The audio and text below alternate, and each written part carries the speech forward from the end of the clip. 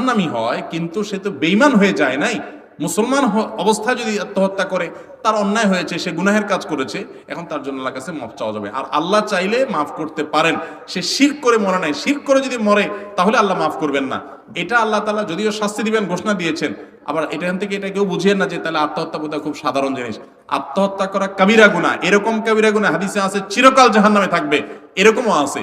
অবশ্য সেই হাদিসের ব্যাখ্যা বেশিরভাগ মুহাদ্দিসরা বলেছেন যে এর অর্থ হলো যে ওই ব্যক্তি যদি আত্মহত্যাকে বৈধ মনে করে, আজকাল মানুষ বলে না আমার শরীরে আমি যা ইচ্ছা তা করবো, এরকম মানসিকতা থেকে যদি করে তাহলে তো সে ইমানই হারা, সেই ক্ষেত্রে সে স্থায়ী জাহান্নামী হবে।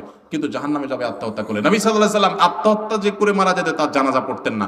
আত্মহত্যা যে করে সে কখনো খাঁটি মুসলমান হতে পারে না, বিকজ তার আল্লাহর প্রতি ভরসা কম আছে দেখে সে আত্মহত্যা করছে। যারা আল্লাহর প্রতি ভরসা স্ট্রং থাকবে সে আত্মহত্যা কেন করবে? যত বিপদ হয় আল্লাহর প্রতি সে ভরসা করবে এবং অপেক্ষা করবে আল্লাহর রহমতের। এই জন্য এই গুনাহগুলো থেকে আল্লাহ আমাদেরকে বেঁচে থাকার তৌফিক দান করুন। তবে এই ছেলের জন্য আপনি অবশ্যই মা হিসাবে দোয়া করুন।